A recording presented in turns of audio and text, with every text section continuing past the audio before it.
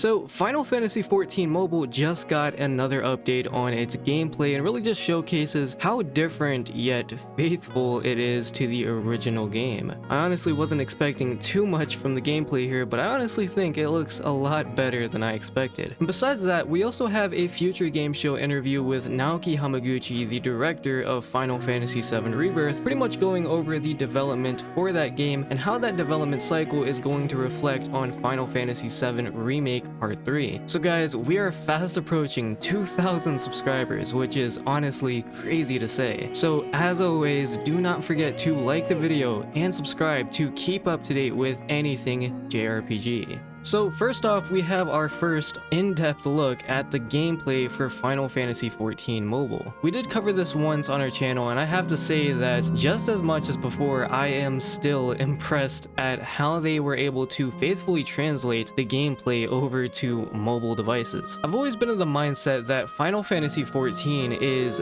one of those games that could very well work on mobile. The problem is trying to translate the ridiculously in-depth controls that the gameplay provides. It's that aspect alone that even Yoshi P has stressed was holding them back from ever trying this out, from ever putting the green light on Final Fantasy XIV Mobile. And yet somehow Lightspeed Studios, even looking back from the gameplay trailer that we saw a month ago and the gameplay that we see here now, they were able to faithfully adapt this incredibly large game to mobile, which is very impressive. Granted, this is only the beginning of the game in A Realm Reborn, and I would imagine this is only a test to see where the game is gonna go from here, but so far I have to say I really like what I'm seeing. Now we do get some gameplay of a party going through the trial of the Titan fight in the beginning of A Realm Reborn. The UI echoes a lot of what you would see in the original FF14, with your team and buffs on the top left, your minimap and chat, and of course your actions, and the health bar and MP right in the middle. Now of course in FF14 you can obviously change the UI and rearrange it how you want, but just in general I could look at this and be like, yeah, I could play this and still kind of feel like I'm playing Final Fantasy XIV. Now we do see some gameplay from classes like Warrior, White Mage, and Bard, and I see a lot of actions and animations here that look a lot different than what you would see in the original. Now obviously it is kind of natural that they'd have to tweak some things and actions to kind of fit the gameplay of mobile. Certain skills and actions might be tweaked or even, scrapped entirely to fit the playstyle that you see here. For me, I'm just wondering if this game does continue on to expansions like Heaven's Ward, Stormblood, Shadowbringers, and Endwalker, how would they compensate for all of the different actions that you're gonna have to have when you get to those later expansions? Because obviously when you get way later into the game, you have at least like 20 plus buttons to push. On a game design perspective, I will be very interested to see how they tackle that obstacle. Now we also have the future game show interview with Naoki Hamaguchi, the director for Final Fantasy VII Rebirth, pretty much going over the development of that game and how that's going to play into Part 3. I think certainly, as you say, I am a very big fan of Final Fantasy VII, the original. I really did love that game. And I think there's actually a trap in there, as now I'm in the position of working on the remake series, that if I put too much of my feelings as just a fan and my intentions and what I'd want to see in there, it's quite dangerous because it could become very much just a fan-made project in that sense, and that's something we really want to avoid. I find it so great that Naoki Hamaguchi is such a fan that he's like, well, I don't want to just create this game and have it just be me, even though I could, and it just be a fan project. Obviously, Final Fantasy VII Rebirth was a team effort, and it's a game that you can tell very much is made by so many fans of the series, so many fans of Final Fantasy VII. That balance of having,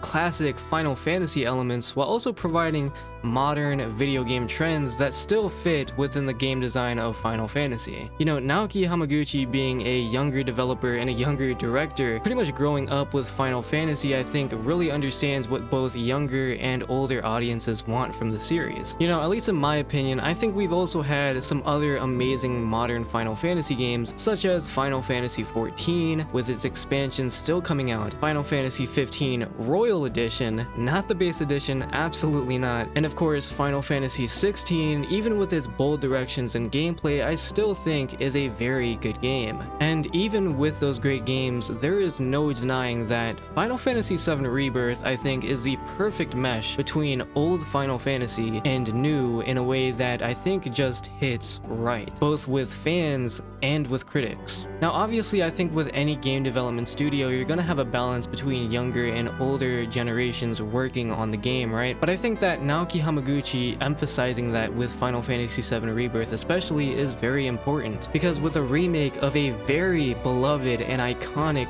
Final Fantasy such as 7, it really cannot be emphasized enough how important those double perspectives are when it comes to game development of a remake of a very classic game. The efficiency in development that Creative Studio 1 has with their projects is honestly astounding for Square Enix. Obviously when you compare that to the efficiency of Creative Studio 3 with Final Fantasy 14 and 16, I think these two teams have really given a better reputation to Square Enix in terms of, creating these games in a more timely manner and the content for them in a more timely manner. Now obviously Final Fantasy 16 did take a long time to come out, but I think that has more to do with Square Enix as a company and their practices more than it has to do with Creative Studio 3 and their efficiency as a studio. Final Fantasy 16 in comparison to previous games had no development hell. It was very much a smooth development cycle other than obviously the pandemic. All is to say that I really do think that Creative Studio 1 and Creative Studio 3 are really the anchor when it comes to Final Fantasy, and I for one am very happy and very appreciative that we have studios like this at Square Enix. This is not the time for me to talk about anything specific about what's actually in the game, but what I can tell you at the moment is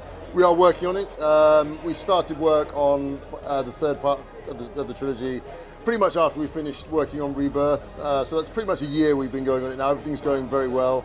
We're on track with the development, and certainly when it does finally come out into the world, we're working really creatively on it to make sure it's a game that will definitely meet and definitely exceed all the fans' expectations. It's going to be a really enjoyable title, exactly what they're looking for, so you can look forward to seeing great things from it, but I can't tell you any details right now. Given that Part 3 has pretty much been in development ever since they wrapped up Rebirth, I think it's very safe to say that we could be seeing Part 3 as early as 2027. And given how efficient Creative Studio 1 has been with the remake trilogy so far, I could honestly see this last entry releasing as early as late 2027 into 2028. Even seeing something like a teaser trailer as early as 2026, which is honestly crazy to say, but I think it's very possible. And that is all of the Final Fantasy news I have for you today, so tell me how you feel about it down below. How are you feeling about Final Fantasy 14 mobile and its gameplay that we have here? Is it something that you personally want to try? Because I know for myself, I definitely want to give this a go. And let me know how you feel about Final Fantasy VII Rebirth, Remake Part 3, and Creative Studio 1's passion for this trilogy. At least for me, I honestly believe that Remake Part 3 can genuinely blow us away in a way that we have never seen in the series before. Tell me how you all feel about it down below, and I will catch you guys in the next one.